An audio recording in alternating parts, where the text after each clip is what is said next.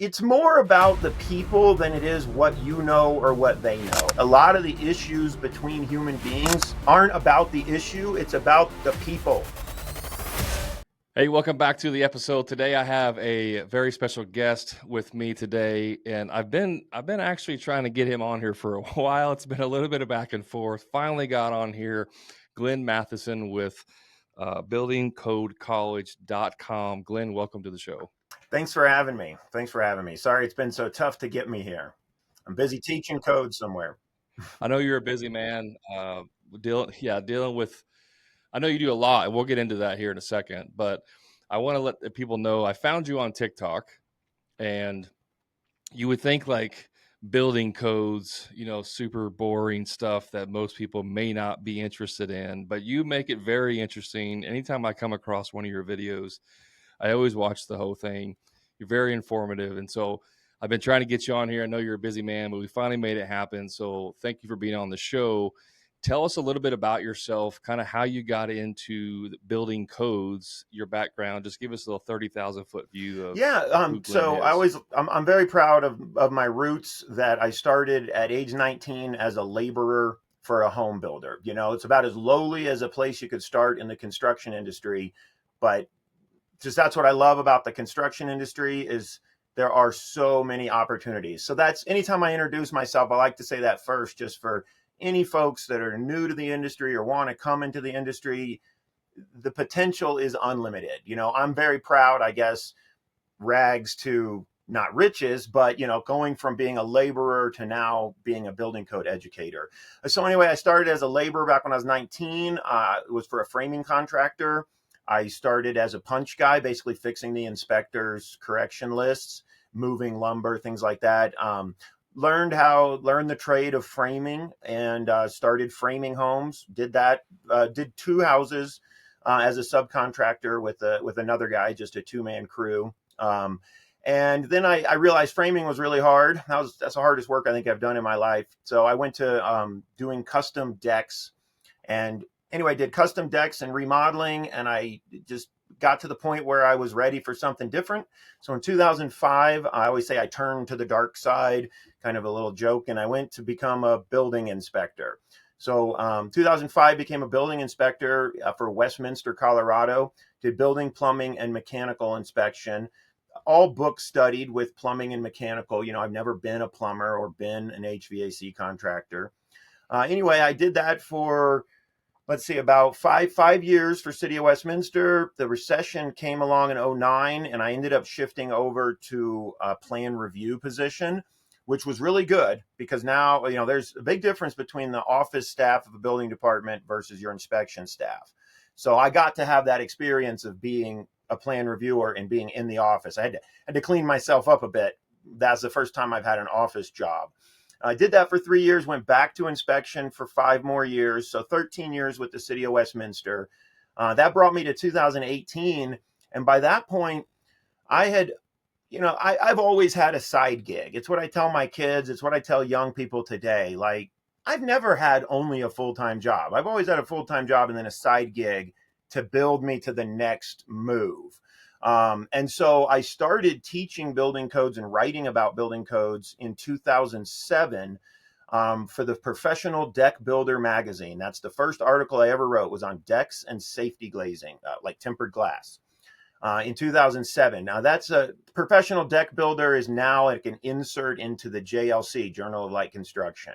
But I started writing and started teaching back in 2007. I taught a deck code class for a local lumber yard that started doing a contractor event, which is neat. I still now we're coming up on 20 years. I still teach at that event every year. So I started in 2007 teaching on the side, writing on the side, using my vacation time to travel for speaking events. And by the time it got to 2018, that side gig had kind of built up enough that I was ready to make that big move and leave the City of Westminster and become a building code educator and consultant, which is what I am today.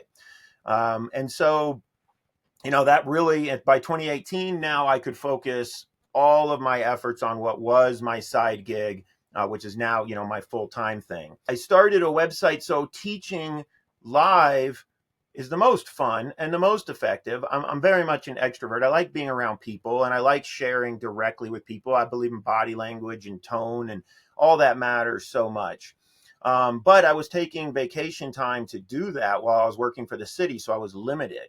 So in 2012, I Mm. started exploring creating an online website where I could, what I say is I could clone myself into on demand courses. So in 2012 is when I started buildingcodecollege.com and started taking all of my live courses and turning them into video education, pre-recorded on-demand courses, typical to what you might see in other on-demand courses. Mine are a little different, but with videos and practice quizzes and final exams, and really a different kind of educational product than a live class. But that allowed me to sort of clone myself and teach more. So I started that back in 2012. And then TikTok, so how I ended up on TikTok is I had been doing social media forever, gray haired old man social media, right? LinkedIn and Facebook, with video and everything in a landscape position, because that's what I had been producing for the live classes and for the on demand video.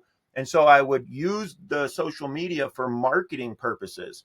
But every time I would teach at a contractor event, because I teach codes, I believe everyone should be learning codes, not just the government. The government, honestly, is the last that needs to know the codes. They're not building anything. But that's a side story. So when I started meeting contractors, they're all saying, well, why aren't you on Instagram? Instagram is where we are. And I had set up an Instagram account and that I'd had for years but hadn't been using. And I would notice people tagging me over there on Instagram. And I'm like, I'm not, it's very different. In my education that's online, I don't put my face up. It's all just examples and pictures and things like that. And Instagram content is totally different. It's more personal. It's more like your face and your likeness. And then it's also got that profile kind of video, which I didn't have any content for that. So I'm sitting here thinking, man, a big part of my clients, if you will, or my audience is contractors, and they're on Instagram. Well, around that time, this was maybe 3 years ago. I don't know. Time flies. It's at least probably 3 years ago now. TikTok, right about that is coming out, getting popular. And of course, I'm at that age in life where, a lot of my mentors don't want any of the new stuff happening. They just want to ride out the old way until they retire. But I still got 20 years left, in this career. So I was like, well, I need to be willing to look at some of these new things and not be the old man yet, right? So that's what led me to TikTok and think nobody's doing anything on building codes on TikTok. Home inspectors were over there. And anyway, I started using the TikTok app and was blown away at the power of the video editing power of that app. Like all the cool things you could do. I haven't even, all the filters and that crazy stuff. I was just amazed by green screen. Like, wow, that's incredible.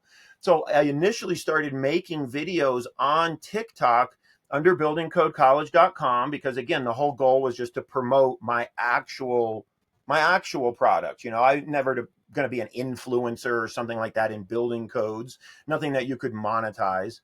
So I start creating the videos on TikTok just as an editing app and then going and putting them into Instagram where people are tagging me but what happened was TikTok started blowing up. People started interacting with me, started asking questions like the general public. And so next thing you know, I'm like spending all this time on TikTok responding to all the interactions. Whereas Instagram, I was quickly like, okay, well, I'll put my effort over here. And that's, my account ended up taking off. Like a lot of TikTok accounts, it's went through some waves.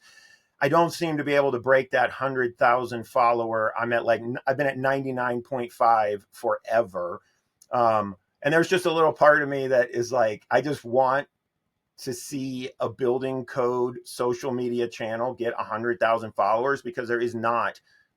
Even the ICC themselves on LinkedIn, only has up somewhere like 50,000 or something like that. So it's just kind of neat to think that maybe the general public out there really wants to hear more about codes and not just through a regulatory experience with their building department. A lot of people feel like they have no empowerment.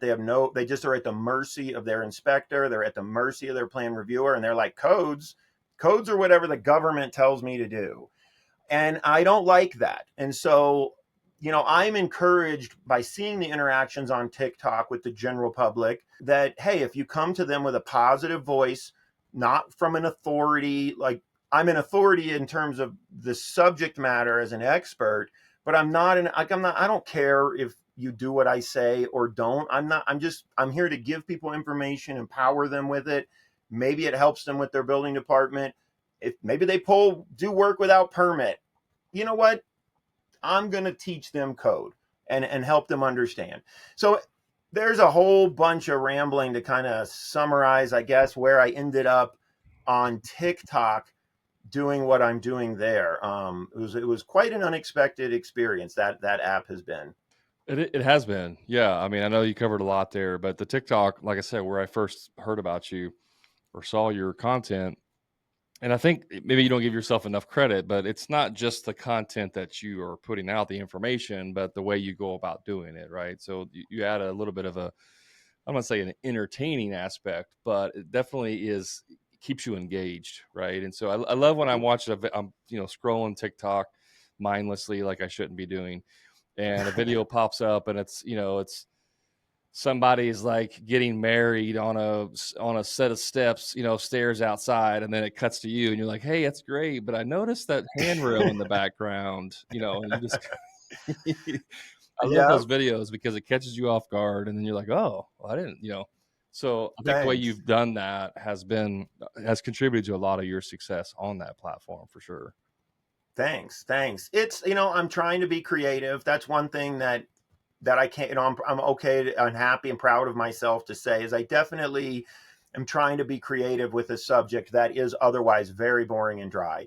Before I started teaching codes, I attended many code classes and I still try to now, like for the first time in a long time at this Colorado event where I'm from, I used to just be a student all 5 days back in '05. Then I started teaching, and then would get one class. They're like, hey, you can teach a deck class here.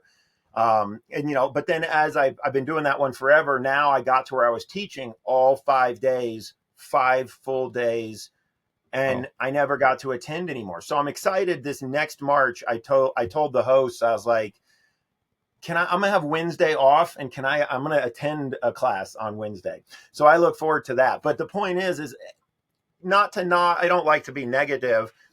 I don't believe in putting other people down to bring yourself up. So I feel uncomfortable right. what I'm about to say. But a part of who I became as a code instructor and who I'm trying to continue to become is motivated by seeing and experiencing what I don't want to be.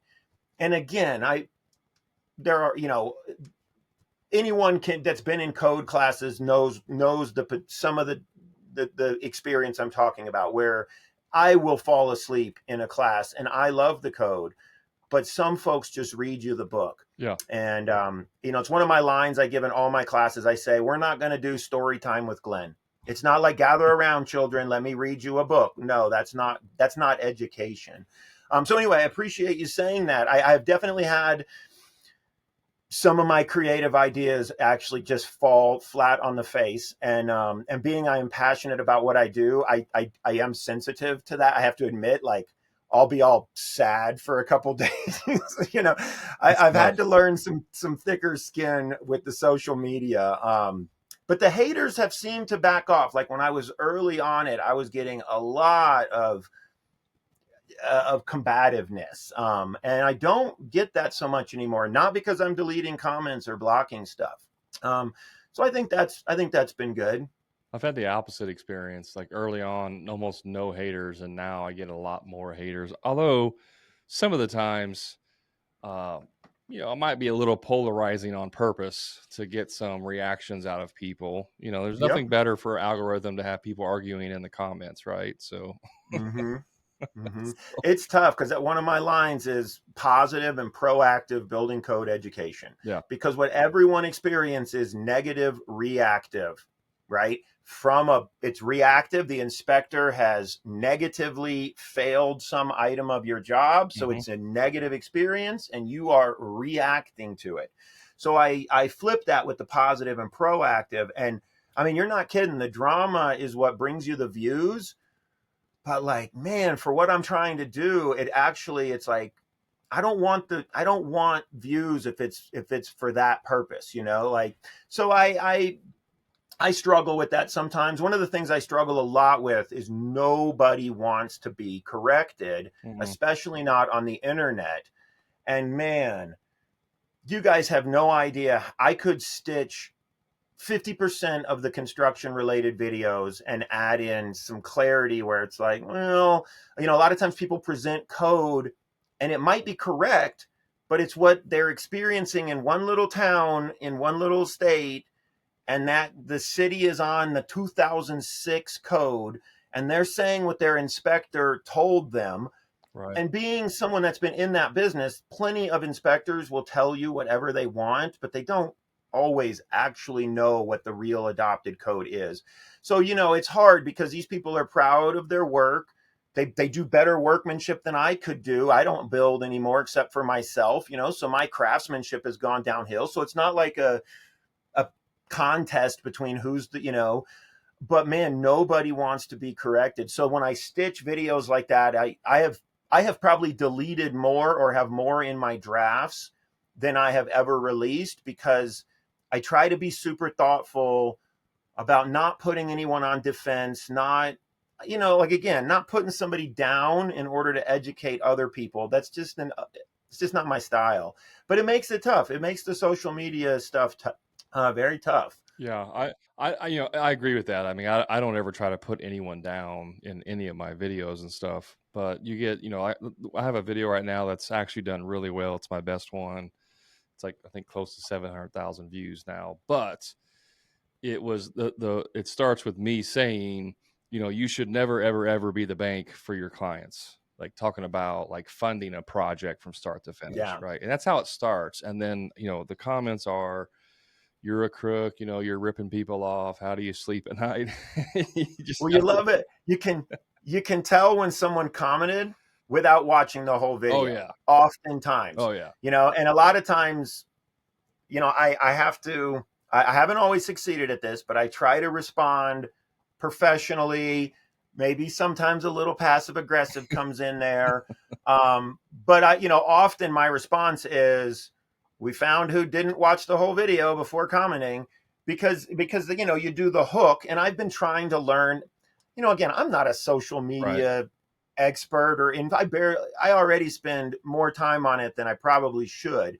And that's just creating content, not learning like all of the strategy to content. It's just, but I've been trying to learn these hooks and, ways to like take a piece from later in your video and start Yep. out with that and That's what then we pick just it told up. you. Yeah.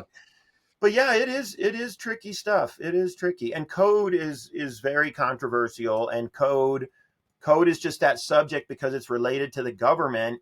I walk a very careful line in everything I do and how I talk about that, because someone may be talking about code, and it's an absolute true story to what code is from what their inspector is telling them where they live. Yep. And it's just like, I'm not telling you you're wrong, but you're putting that out there to the whole world, and it's not a universal truth what you're sharing. But then I get corrected. I've had people from Canada hop in and say, "Hey, you should let us know you're talking about US codes." And it's like, oh, I get that I'm stuff. equally, I try to put a flag sometimes but I forget.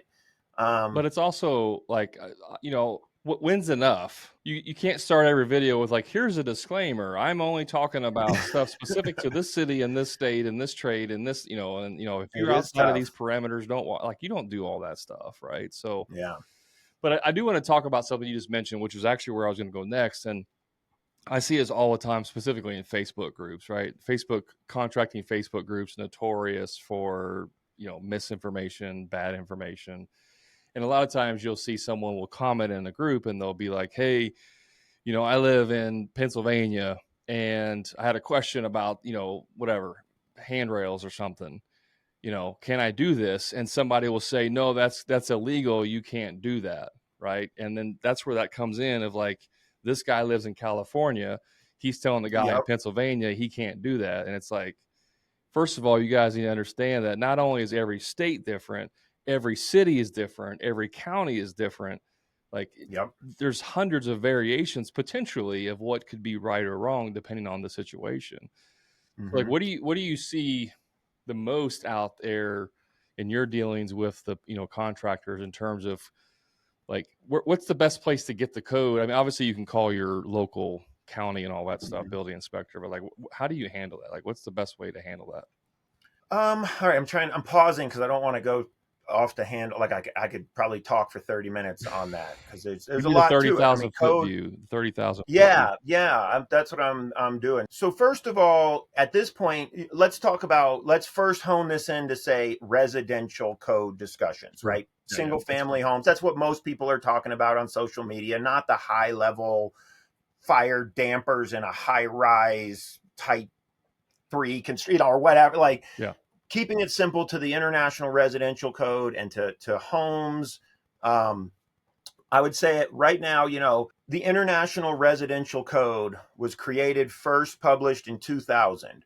And before that, we had different. So that's the model code, right? That's one thing a lot of folks don't understand is you see these titles like National Electric Code, International Residential Code.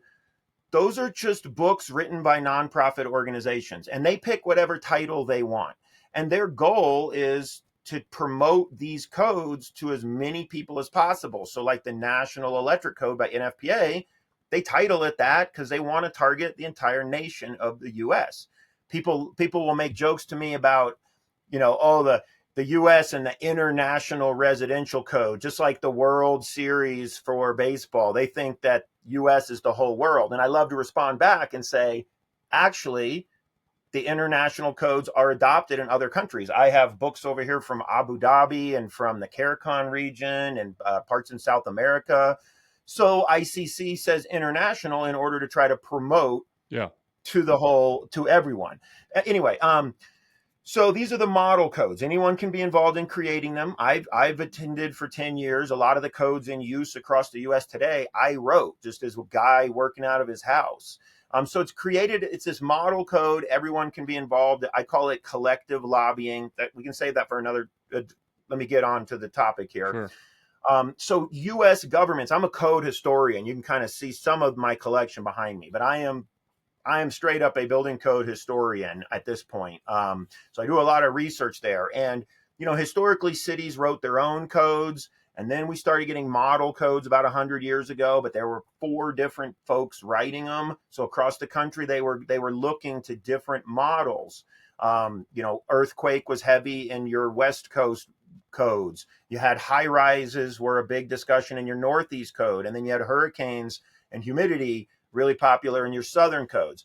So come to the turn of the century to the 2000s, and these organizations merge into one, and they're now promoting one residential code to all governments across the United States, updated every 3 years.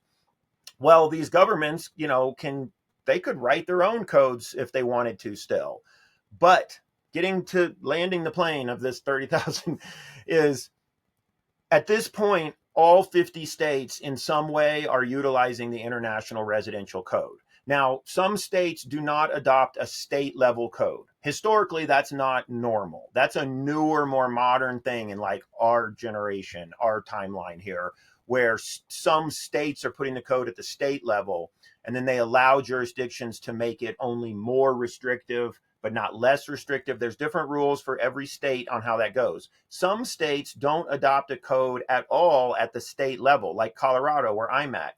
We still have counties in Colorado that have no adopted building code whatsoever. We have other counties that have adopted anything from the 2000 to the 03, 06, 09, like still today where government inspectors are working from an 06 code. The point is, all of these governments at this point start with the residential code, the International Residential Code, the IRC. And then they make changes to that. But here's the thing. There are popular subjects that are commonly changed. And there's a lot of subjects that, again, as someone 20 years in the industry, the governments are not changing these topics. They're changing things that are controversial, sometimes things where the code, there's some controversy in some of the recent codes.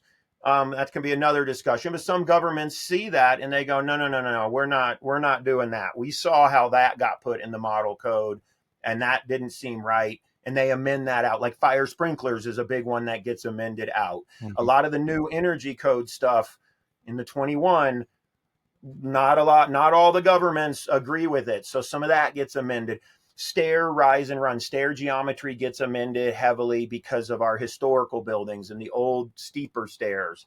So there's subjects like that that, like someone like me, I'm like, oh yeah, that's probably an amended subject, or that's something where it's changed recently. So you might be on an older version of the code and you don't realize that's changed. My message to the contractors is this. To summarize, to give some guidance, I teach the model code. I do consulting in local codes and I do other things. Sometimes I do like special classes where I'll adapt. Like New York, I do stuff for them where I adapt the class to the New York amended code, but that's just because of certain clients. But what I tell the contractors is this. You are a professional in construction. You are a home building professional. Why are you letting the government be your ceiling of your professionalism, right? If you were all into hot rods, sports cars, which I'm not, so I'll give silly examples. But if you were all into like hot rod sports cars and turbos and all this like newest modern technologies of like sports cars, you are going to know all of that stuff. You're going to know the modern technology. You're going to be up on the latest new cutting edge innovations in sports cars. Now, when you go drive your sports car in some city across the United States, you also now need to know what the laws are and then stay within those laws, right? You're not going to limit yourself. If you were a gearhead all into sports cars, you're not going to be like, well, we don't have to talk about anything over 75 because the government limits you to 75 miles an hour. Right? Like that would be embarrassing. Like don't come to all your buddies' car show and start talking about government laws. Like you're supposed to know. And that's what I tell the contractors. Like, dude, if you work in a place in Colorado and your building inspectors are looking to the '06 code because that's what's adopted, like that's nothing to be proud of, man. Like don't tell me what the inspector, like, dude, you don't know your profession. 20 years of modernization. So what I try to like empower and uplift the contractors with is if you want to be a top-notch construction professional in single family houses in the United States, you might want to know what the latest, here's the most modern stuff going on in the discussions about single family homes and what's being promoted out there to governments to say, this is the modern knowledge right here, the IRC. And we think these governments, you should use this. If you then wait for you're basically waiting for the government to lead your progression in your profession. You're waiting until they adopt the next modern code and then tell you, here's what's changed in your profession. Like I wouldn't want a doctor that, or a mechanic or so, like any other professional. It's like, no, I don't want you to just be led somewhere by the government. So that's my advice to the contractors out there is, learn the modern code. And then wherever you go work, follow the laws, like whatever those laws might be. And you'll chances are be far ahead. People online talking about code is this, code is that. I think I got off of your original question. Forgive me. You're fine. So I don't want to sound like a jerk when I say this, but whatever. It's so often I will say something about code, teaching the model code, and someone replies back, well, here we have to do X, Y, Z. And I politely say, hey, where is here? City, state, for my own curiosity. And they'll tell me. And in about 5 minutes, I go online, I find the adopted code with amendments in that exact city, state, And what they're saying is wrong. Yeah. But what they're saying is what the inspector told them. And no offense to my colleagues in the inspection industry, but a lot of it can be kind of an easy job if you want to make it easy. You show up, everyone's kissing your butt, rolling the red carpet out for Yeah. you. You get to work your 8-hour day, your four, a lot of times it's like, oh, I didn't get to all my inspections today. Well, I'll roll them over till tomorrow. Be Yeah. damned, the contractor schedule. And so a lot of inspectors, they have not cracked into the code book in ages. Their city adopts a new code and they don't jump in and learn all the changes. So when people are leaving their inspectors to be their teachers, guys, that's not their job. They're not, their job is not to be your teacher. Their job is to have your back. But too often folks put the inspector in front of them to be the lead. I'm going to go where the inspector takes me. And now you're putting your professional level of knowledge and understanding of your profession that I want you to be proud of. And you're going like, nah, I'm just going to let the government, like 9 to 5 guy work in the, he gets great benefits. I'm just going to let him lead me. Well, let me stop you there for a So second, Glenn, because this is an I important need to be topic. stopped. So, there's I could know the code book, right? I can know it front to back, but like you said, you have that inspector who's still going off the last version, and that's his, the it's like the word of God came down from the, in the Bible, it says this is what we're doing, and you're like, well, no, actually, here's where it says right here in the new Yep. adopted book, and then they're like, well, I don't care. I'm still using the old, like, how do you handle that? Like, how do you deal with the inspectors, with the ego? Because we know a lot of them do have that God complex. Like, how do you handle that situation? Hey, just a quick time out from the show. If you're a frustrated contractor who's dealing with low profit margins, stuck working on the tools every day, or doing free estimates for people who are never going to hire you in the first place, I invite you to my private contractor community, the Profit Club, where contractors just like you are adding 2 to 3 times more profit each year without producing any more jobs, and finally getting completely off the tools to never do another free estimate again. So if you're ready to increase your profits, stop doing free estimates, and get off the tools, then all you have to do is click the link in the show notes to learn more about the Profit Club and see how it can easily 2 to 3 times the cash in your pocket, give you a proven sales process that will convert more jobs with ease and get you off the tools once and for all. And the best part is you can do all of this without having to produce more jobs than you currently are. Click the link to learn more. Now let's get back to the show. Yeah, here's because that question comes up a lot. And I mean, I've been there. I've been a contractor with a business, knowledgeable. I still know, like, I'm working under a permit right now doing a septic installation on my property, and I'm now having to get inspections, from the inspectors and stuff. And so here's the first thing I say. Sometimes if you're in business, like, I understand, I am a proud professional. I want professionals to be proud of what they do. I think construction workers should be freaking proud. Like that old saying, if you're going to be a sweet streeper, just be the best damn sweet streeper this city's ever seen. I'm a believer of that. So I want proud construction professionals and tradespeople that know their job and are proud. Okay, that's being a professional tradesperson or a profession. But now you want to make business in money. You want to make a living. You want to make money in your profession. So you got to take your profession and you got to turn it into a business. And now you have to start making business decisions. And that's what I always say to contractors. I am here to empower you as a professional. That's my lane right here. I'm not giving you business advice. That's probably what you're good at doing. But what I recognize is sometimes a professional has to make the business decision to say, I'm just going to do what this inspector says. I'm going to change these hangers out. I'm going to change this. I'm going to fix this thing. It'll take us a couple hours. It'll cost us a little bit of money, but not as much as it's going to cost me if I respectfully and try to stand up for myself, or try to, now educate the inspector. And then are they going to give me retribution? Mm-hmm. And I'm going to be the last inspection the next day. Mm-hmm. Are they going to start spending extra time to pick me apart? Are they going to turn it into like a piss and I don't know what a more mature word for it, a pounding chest battle between egos, because that is not a good business decision. Like, as a business person, that's not going to help you make money from your profession. So, in a nutshell, I understand that.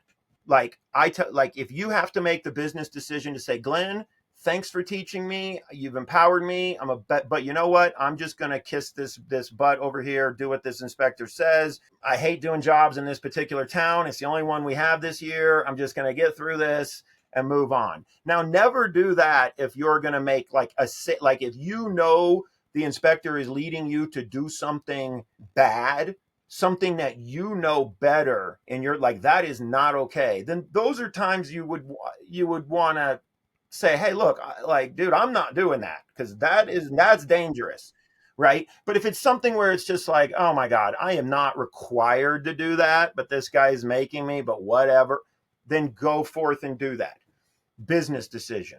Now, before making that business decision, I feel like in any aspect of life, going to the grocery store, going to get your fishing license, I don't know, any aspect of life where you interact with another human, it's important to kind of, I believe, like, read the people, not make judgments of people, but we all do it from our experience or our past experiences. We all judge people initially by, hopefully not by how they look, but sometimes their mannerism, their character, how they hold themselves. Did they show up to the job and say, good afternoon, wow, you guys are making some progress? Or did they show up to the job already ready to show you who's boss? You gotta read those people, man. And you gotta first know and get a sense, like, is this the kind of professional that is going to act like a professional, or are they just acting like they got an easy inspector job, they get to go tell everyone what to do, and no one ever calls them on the carpet, and then again, you have to make that decision. So hopefully you are coming across more polite, respectable, decent people, human beings in the profession of building code authority, inspector, plan reviewer.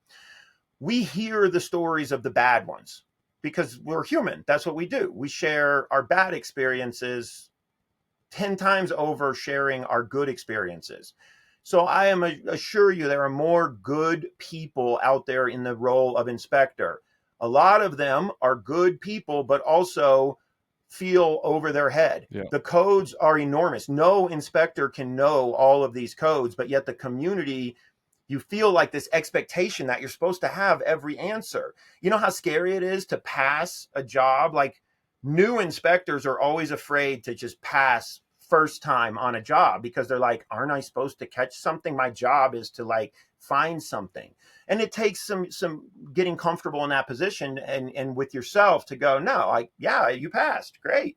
So you've got to read people, and there's no sense in trying to approach, I don't know, I'm sure there's some saying for it not coming to mind, but it's not worth trying to approach a total jerk with like a flower being like, let's be friends. Like, sometimes, people are who they are.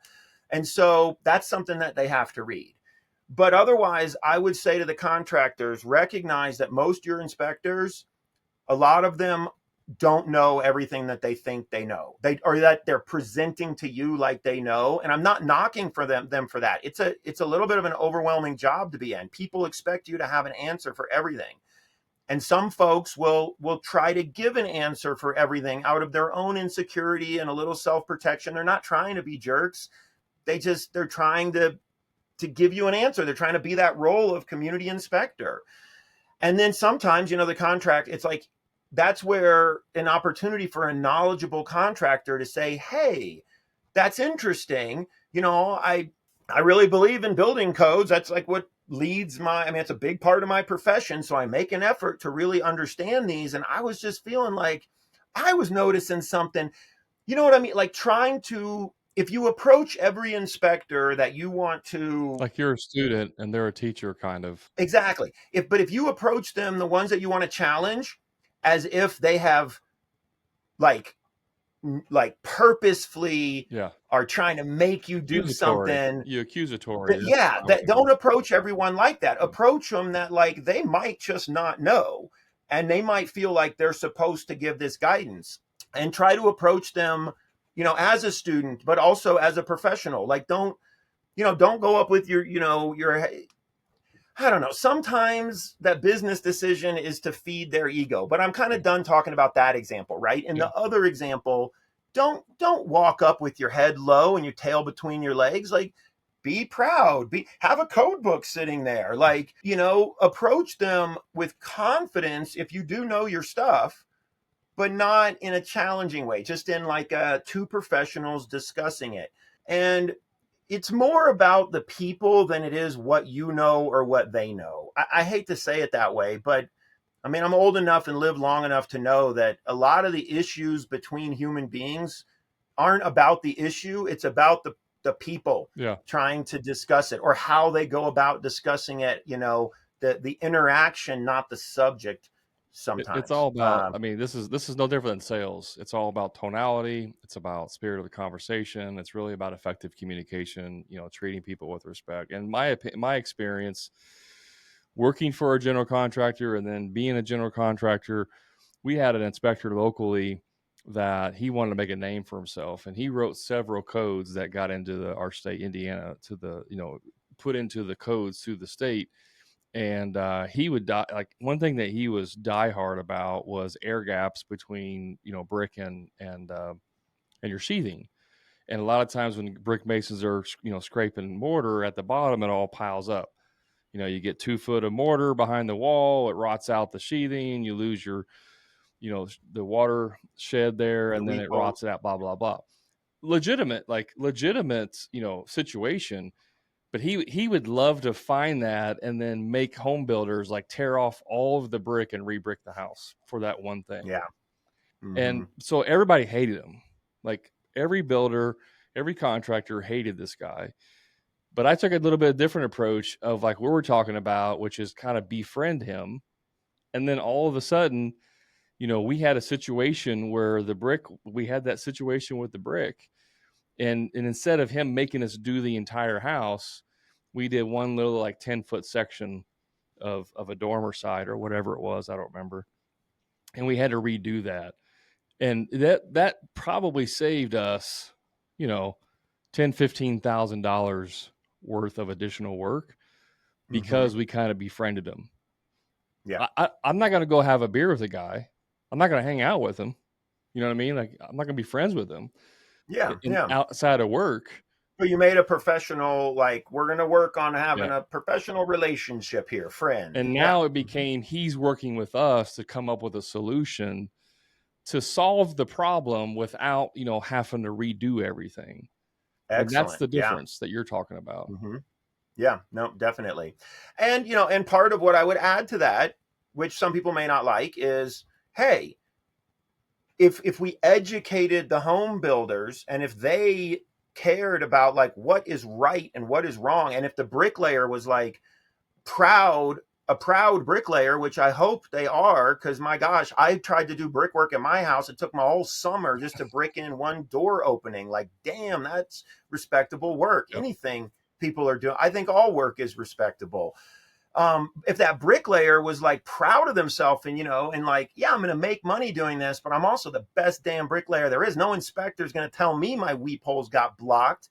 Like, I know what I'm doing. Well, then you wouldn't have an inspector to be able to tell people that. So like, part of it, I feel like you can always come back to some way. I always put the responsibility. I'm big about personal responsibility and professional responsibility. So I can have those discussions, but I always have to add, but in a world with no inspectors, don't we still want brick houses? Well, then don't we want brickers and house builders that know how to give us a good brick house that's going to last forever? Yep. That's the one thing I love to say. Like, we still are going to need these buildings if we didn't have a government to have our back behind us, right? But yeah, that's a great example. And I do that whenever I teach. Like, most of my teaching is to the building code authorities, because that's where the money is. I'm on this big effort to get everyone else empowered and interested in codes. Maybe there's a business decision there. Maybe I'll open a whole new market up. But most of the work in it is for the government folks, for the people that are the inspector, the ones being funded by their employer, the building, the government, to go get more education. And I tell them the same stuff. I'm just as hard on the inspectors as I am to anyone, in terms of, putting the responsibility where it lies. I tell those folks, you are a servant. You are a public servant. You are there to help these folks. So if you're going to make a call like that brick thing, it better come from a place of help, of service. And if it's not coming from that place, you need to go get another job. And I guarantee every class I teach, I piss off some inspector because I kind of call them out of like, if you're that guy, you're that guy. And I'm telling you, get out of this business, because we don't need you going to people's homes for any motivation other than to serve them and to help administer. It's one thing I learned years ago when I first started teaching from one of my mentors in code. I would refer to enforcing the code and enforcing the code and enforcing the code. And at lunch, he pulled me aside at lunch. He's like, hey, Glenn, I was sitting in the back of your class, and man, I noticed you kept talking about force. Like, why you want to force all these people? Why you coming right out the door saying, I'm here to force something? He's like, I challenge you to change that to administer the code, administer the code. Because that's what you're doing. You're managing and administering and helping manage the code in your community. You don't have to force the code on anyone until they say, no, I'm not fixing that. And it was such like an interesting, like, I will never forget that moment, and rest in peace to that mentor. We've lost him sadly. But that's a message I try to get to all those building. Stop calling yourself enforcing the code. Why are you enforcing it? No one is resisting you yet. Why don't we wait? Why don't we just talk about it? And anyway, so little things like that, I think really matter. And that's how I talk and teach the code folks. Like, I always am referring to customer service. And I will tell, here's something to add as someone inside this industry for 20 years, that I'm not the only one talking that way. More and more, we're seeing a shift in the code industry from sort of the good old boys club a little bit. Code was simple, didn't change as drastically every year. Yep. To now I do see that building departments are shifting their attitudes to more of a customer service attitude. I've been requested recently to teach some customer service skills for inspectors, like a full day class, not on code, but on how to not be a jerk, basically, like how to work with your community. And ICC has books they publish on like inspector soft skills. So there is a movement that way that I'm just happy to be a loud voice in that movement, trying to encourage that. So that hopefully that brings some hope to folks. But with that, you also have a lot of new people coming into the code industry that didn't come up from the trades. Historically, a lot of building inspectors were old retired tradespeople. Yep. That, like me, I came from the trades. But more and more and more, we're seeing a major increase in code professionals, inspectors, plan reviewers, permit techs, etc., that don't necessarily come from the trades. And that's not a bad thing. We all have different experiences and we all come from different places. But it does, there is sometimes, it takes away sometimes a little bit of understanding of what the contractor is going through.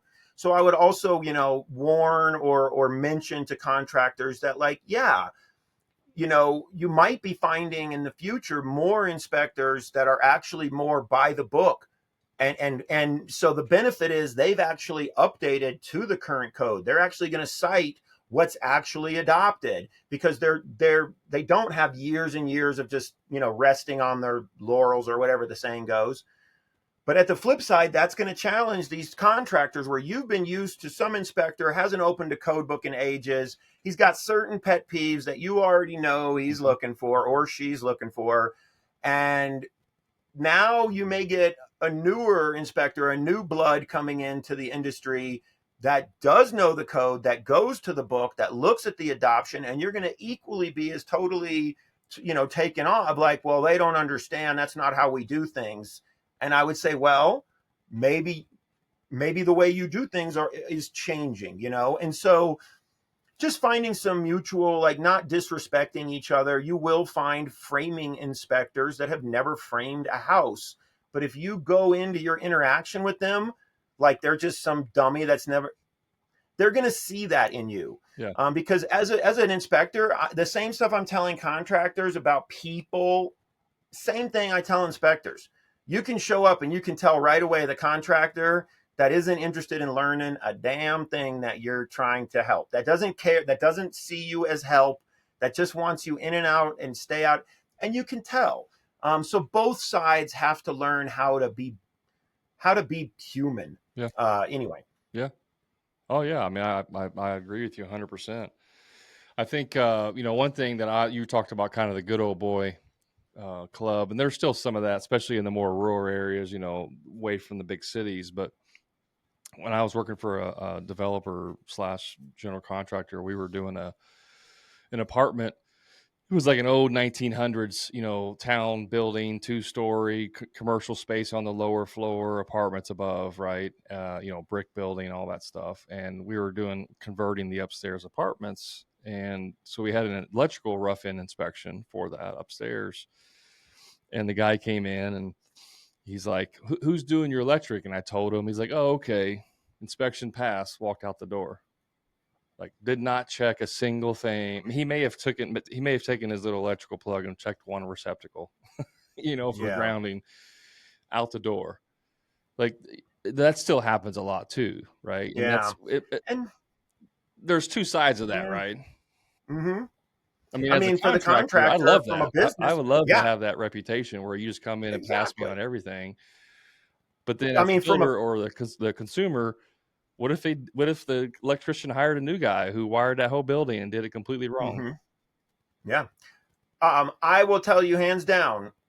If I got a permit to build, my garage again, I built in the past. If I got a permit to build myself a new garage or to finish a basement, and I was going to do the work myself, and I mean, like, I know the code, like, dude, that's like what I do with codes. I would absolutely not be ashamed or surprised if an inspector found something and wrote it up, because that's the point of having someone have your back. Yep. Like, we're all human. We can all make mistakes. We can all overlook things. Sometimes the closer you are to something, the less you can see it. Whereas if you're a third party and you show up and you haven't been in this project for months and you're stressing the client's needs, or, oh my gosh, cost of materials have gone up, or it's a DIY and, like, oh my gosh, I got to finish this in time for my daughter's wedding or whatever. You're so full of all this other baggage and issues that you can miss things that are like, this. And that's the point. That's the whole purpose of it, is that third party to come in and have your back, to just catch you if you fall. How many times have you walked and not fallen? Like 99% of the time, but sometimes you slip. And that's where the inspector should be there. So it's an unfortunate in that respect of, like, that inspector. I'm not knocking them. Maybe they have a really busy day, because believe me, Sure. I could talk all about the difficulties of an inspector's job. Oh, they're Like, overworked for sure. yeah. And so maybe they're like, hey, cool, I'm going to just pass this and move on because I trust these folks. And I get that. Like, I would base how long I spend on an inspection based on my historical experience, either with the project, with that model home particularly, or the builder. Absolutely. But to not even look around at all, just to say, like, hey, did they slip somewhere? Like, the best of us can slip. Like, we got to be humble enough to admit that. That's where I don't think that inspector is really, giving the service the way they really should. Because that goes back to what I try to say is, like, I believe in the perfect world, every one of these professionals, electrician, bricklayer, everybody, is proud of what they do and already know, and, like, I'm going to do the most badass job I know how to do. And then the inspector is just there to be like, hey, did you fall? Did you slip? Let me catch you. But that's not how it is. It's the opposite, where a lot of people are like, just do what the inspector says. And that inspector is going to catch you on these things. Better make sure you have that in order, Yep. because you're hoping to get that in and out inspection. But it defeats the whole purpose of having a third party to protect you. Like, as a home builder, it's like, no, bro, I want you to have my back. Like, come look at the house. Like, you're here to help me and I want your help. But that's not how the industry is. I'm a crazy man even just talking this way, because Well, I mean, as a home builder, if I have an electrician coming in and wiring my house, I'm not there checking the electrician every day and making sure he's doing anything right. So if the inspector comes in and says, "Hey, you didn't wire this right," I want to know that too, because I want to know if my Yeah. electrician is going to burn the house down and now my insurance has to, you know what I mean? Like it's protecting me, like you said. Yeah. And I would hope the electrician would want to know, Yeah. like, hey, man, did you know this changed? But it's such like it goes back to just like how we go to defense immediately. Like the nicest, friendliest electrical inspector, and maybe they just updated to the next the 2023 NEC, and the electrician just doesn't hasn't yet learned something. They're a great electrician, but there's just a little change that happened. They hadn't yet learned it.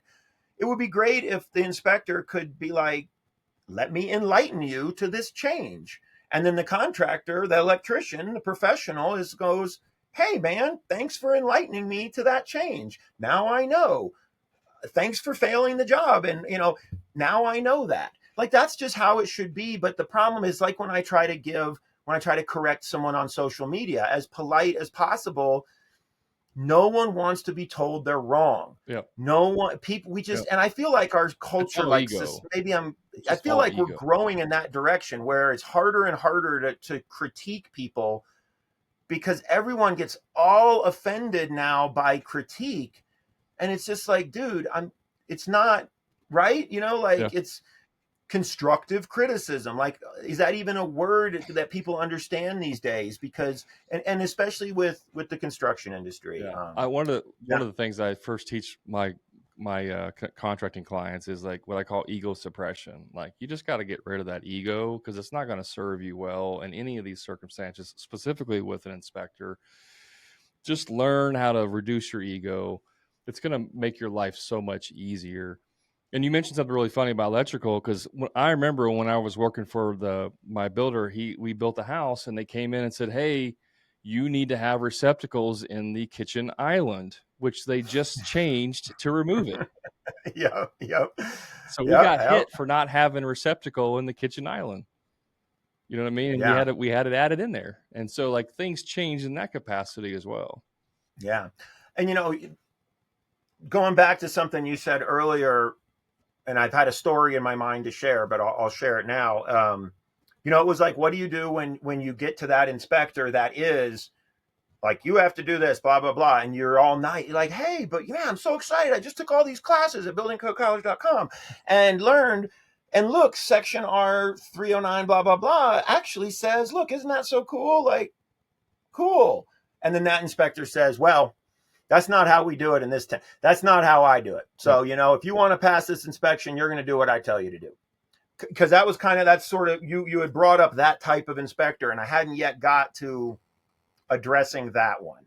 So here's an example. Here's a quick story. As a consultant in code, there's a never ending amount of things you can consult with, right? Like you're helping people with some situation in code. One of the ways I get a lot of requests is contractors and designers ask, well, let's specifically when the contractors ask and say, hey, XYZ inspector hit me with something and I've showed him the code and he's fighting me. Can you help me with this?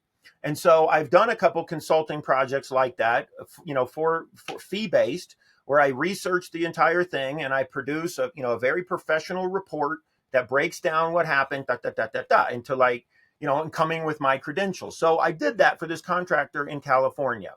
He was a deck builder. Decks are something that I'm very well known for he had built a bench seat built into the guard assembly. So, an elevated deck more than 30 inches above grade needed a guard for fall protection.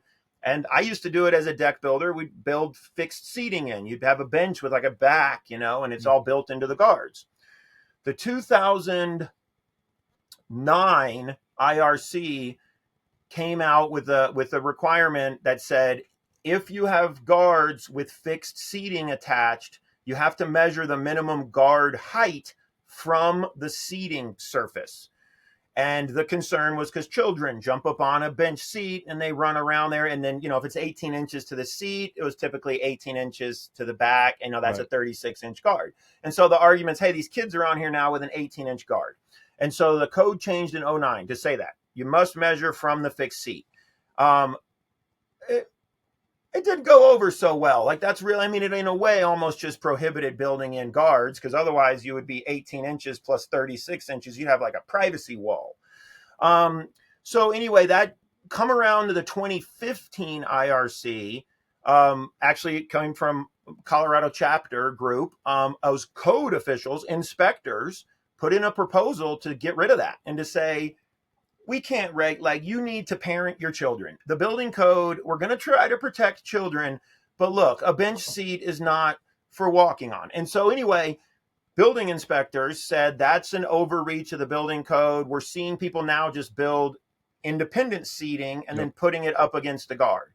Well, now you just have a bench a kid might run on that might topple over and even further contribute to the kid falling over.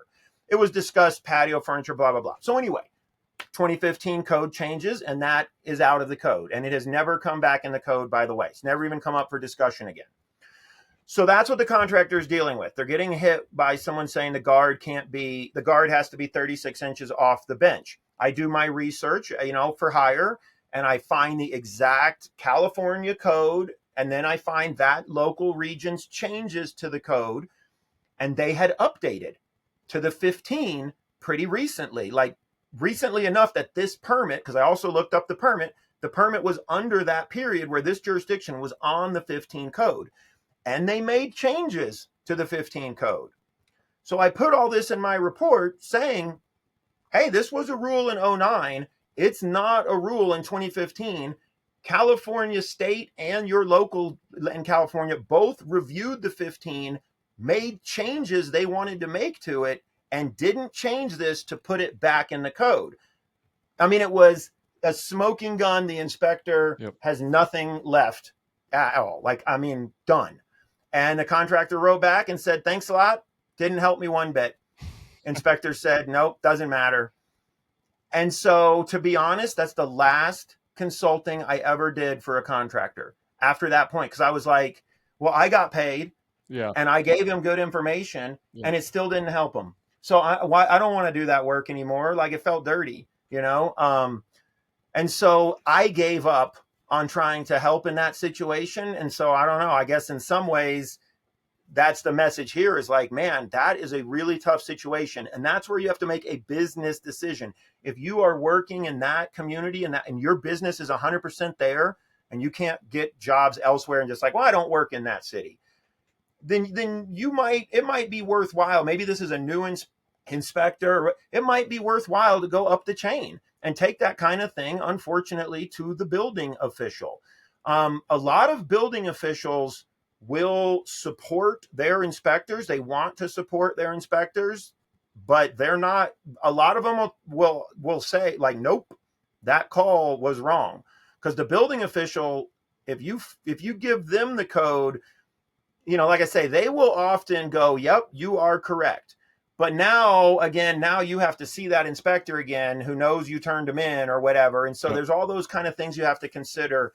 I personally am a believer of calling out BS in this world when we see it. My wife hates that too. Because it's just, I got in social settings, like I'll call it out, like I hope I don't get shot someday. I don't do stupid stuff. I'm not picking fights with people, but I do think we need to come back to a society where we check people more often.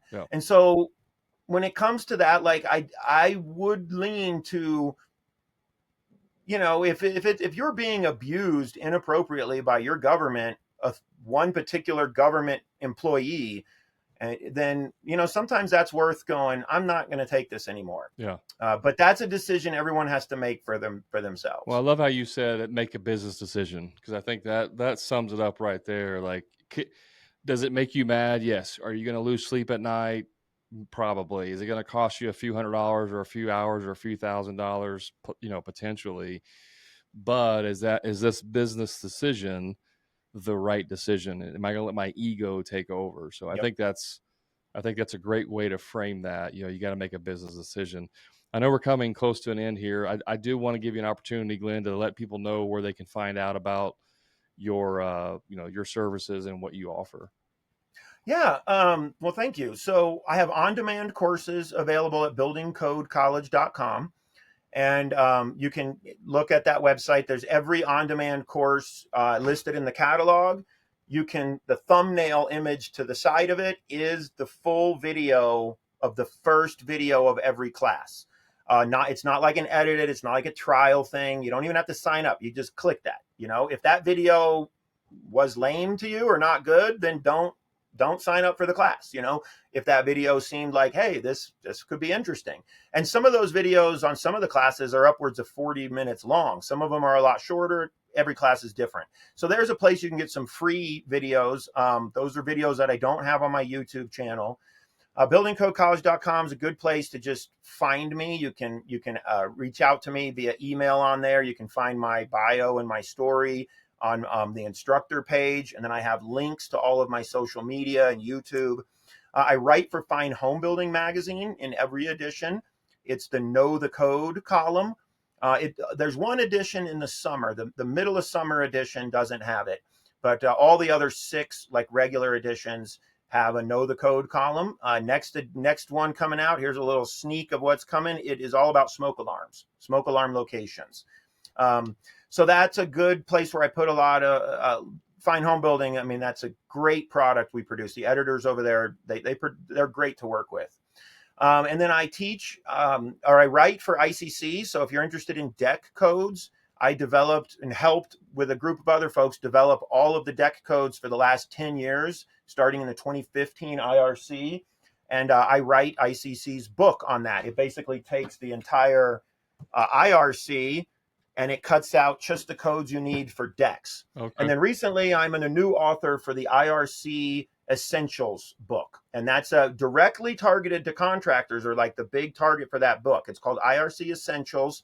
And it's a very boiled that, like, I don't know how to describe it. It's the essentials in the IRC, and it's really targeted to new code officials or contractors. But I'm taking over that publication, updating it to the 24 edition. Okay, awesome. And then I teach live at a number of places. If you're in Johnson County in the Kansas area, I've been teaching for the Johnson County Contractor licensing event. At both of their events every year, as well as webinars. I'll be there at the end of October.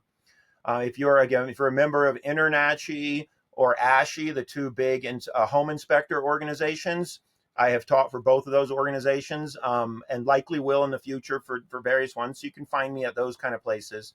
And then if you're involved as an education committee on whether it's designers, contractors, home inspectors, building code, and you are part, or someone, and you can have some influence in speakers you'd like to bring out. Well, that's how I go to places, is by being invited to them. So certainly I'd be happy to be invited to any of your future, conferences going on. Yeah, I mean, if you search my name on the internet, you'll be able to find me. You'll be able to find me, track me down. And don't forget TikTok, because you are on TikTok. And TikTok. Help me get to that 100,000. I'm like, yeah, go in there. Been sitting at 99.5 forever. I tell you, I'm starting to get those TikTok conspiracies in my mind too. Like, follow Glenn on TikTok. Is it Building Code College? Is that your handle? It's buildingcodecollege.com. Okay. The handle on TikTok. I mean, if you search building codes on TikTok, I'm pretty much dominating. Yeah. I don't know what that means, but hey, it's fun. we'll put all the links for your socials and stuff in the show notes, so you guys can go check them out there. Thanks, Brad. One question I like to ask all my guests, Glenn, and it can't be like code related, but what's a book that you're reading or one that you would recommend? A book that I'm reading or that I would recommend that's not code? It's not code, yeah. Boy, let's see. I'm reading a book called It's About Time. I don't read fiction. Fiction equals false. Yeah, I don't read fiction. Everything I read is nonfiction. Oh, same stuff, here. Trying to learn and better myself. But it's called About Time by something Matterson. I have it right over there. But it's about time. It's about better time management. Okay. And things like that. I haven't heard that one, so that's a new one to add to the list. So yeah, now I can tell you plenty of code books to read. Well, Glenn, thanks so much for being on the show and sharing a lot of information from the other side of the aisle that a lot of, contractors really don't get to kind of see into that window. And I'm sure if they have any questions, they can go to your website and learn more about that type of information. So Yeah, absolutely. thanks again, Glenn, for being on the show. Thanks for inviting me, Brad. Awesome. Well, guys, you know where to find me on the social medias. You can just search for the Hammer and Grind podcast. Thanks for hanging out today. Remember, until next time, profit is not a dirty word.